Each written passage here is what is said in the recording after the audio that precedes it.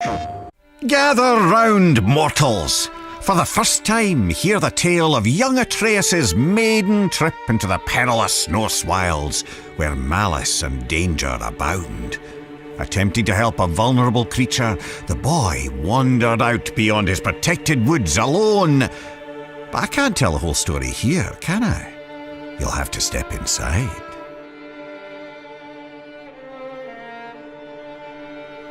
Atreus awoke to find his father missing. Not that there was anything unusual about that. Tasked with retrieving their dinner, Kratos would often take leave on day-long hunts. Why it took all day, Atreus never fully understood, but he knew better than to ask. After a quick breakfast, the boy got up and headed outside to practice his archery. He drew his bow taut, let his deep breath loose, and released an arrow. It sailed far beyond his target, becoming just another stick in the woods. The boy sighed. He'd have to find it later, likely when he wasn't looking for it. Determined to hit the target this time, he grabbed another arrow and focused hard. He held the string till his arm burned and let it fly. A bullseye! Well, almost. Maybe if you looked at it from a certain angle. You know. His mother called, and though he wasn't quite done yet, Atreus put his arrows down and went inside. Every day she would teach him, mostly language and archery. Honestly, the kid was pure dead brilliant, reading and writing on his own already. Today she gave him a lesson he was especially excited about. The creatures of the Norse wilds. Berserkers, trolls, witches, and even the undead. After answering her son's many questions, Atreus' mother sent him back out. He fired a few arrows, missing with most of them. He wasn't a bad archer, really, but he wasn't easy on himself either. Frustrated, the little bairn sulked off into the woods.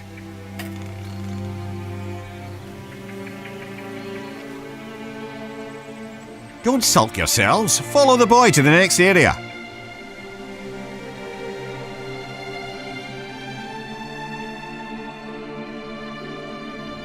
Atreus climbed up and sat cradled in the branches of one of his favourite trees. On days like this, he liked to close his eyes, listen to the forest, and let his mind wander. This kind of solitude never felt lonely to him, perhaps because he could hear things others could not. Ever since he could remember, the thoughts of others, animals mostly, could intrude upon his own. He couldn't much control it, and he didn't tell his mother or father of it, but it only added to the boy's absolute captivation with what adventure might lie past his all-too-familiar woods. As Atreus craned his head in an attempt to hear even farther, a desperate cry for help crept in at the edges of his mind. Not a whisper in his ears, but rather a shout inside his skull. Atreus shot up, and as he did, heard a second voice, a call to adventure, taunting him with the promise of a hero's journey. He jumped down from the tree and ran toward the voices. They grew louder and louder, overwhelming him to the point that he halted abruptly, stumbling as his inertia nearly overtook him. He hesitated there, knowing it would displease both his parents to venture further. In response, the voices only grew more urgent, demanding his attention. The lad could barely concentrate with this cacophony filling his head. He decided to follow the cry for help. Even as he did, the other voice derided the boy, calling him a coward. But if Atreus were to disobey his parents, it would have to come with good reason. Surely, he thought, they couldn't be too upset at him for responding to a distress call. Nearly convincing himself this might be true, Atreus took a deep breath and stepped out of the protected woods he'd known all his life into the foreboding Norse wilds.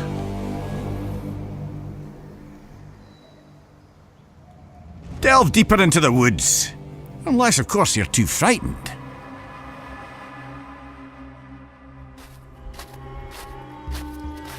Making his way through Midgard's unfamiliar terrain, the pained cry of a wounded doe rang out, carried on the frigid breeze. After attempting to study the patterns of nearby tree roots to use as a guide back home, he set off in the direction of the injured animal. He imagined himself as the gods from his mother's stories, travelling to distant realms on the great tree Yggdrasil. He was brave Tyr, mapping the unknown for the good of all the realms. He was the mighty Ullr, on a hunt for honour and glory. He was lost, completely and hopelessly so. The woods now seemed to be a repeating maze of trees and jagged boulders. His growing panic was interrupted by sharp screams of agonizing pain. The wounded animal was near and in true peril. Forgetting his own dilemma, Atreus shot toward the cries of the beast. And there, in a clearing near a creek, he saw it. A wounded doe lay on the ground. The matted, blood-stained fur on its chest heaved up and down as it struggled to breathe. An arrow jutted out of its neck. But what hunter would seek an innocent doe and fail to finish it off?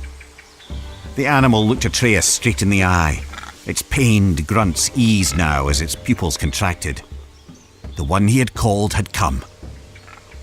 "You're safe now. I'm here," Atreus said, clumsily attempting to comfort the poor soul. "You can let go." The doe's strained breath became shallower. It took one final gulp of air in and ceased to move. Atreus laid his hands on the doe's heart and softly recited Norse death rites, inspired by his mother's teachings. The boy sighed, and his eyes drifted upward.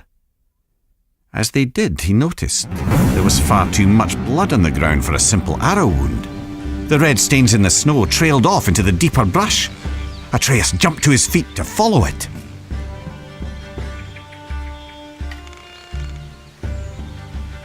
What horrors await at the end of the trail of blood? There's only one way to find out. The boy didn't have to go far to understand.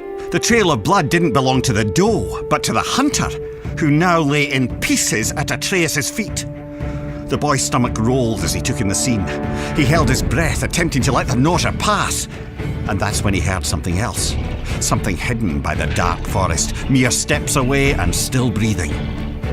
He turned to see two creatures from his mother's stories.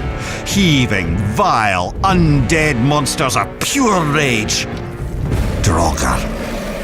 Atreus' eyes grew wide as they met the empty sockets where the Draugr's eyes were supposed to be. The larger one roared, then it charged. The boy went for his quiver. He found an arrow, but lost his footing. Crashing to the ground, the Draugr rushed ever closer. The larger one plucked Atreus from the ground. The monster bellowed, spraying rotten teeth and flaps of decaying gums. Its half-tongue flailed blindly like the death throes of a headless snake. It was disgusting.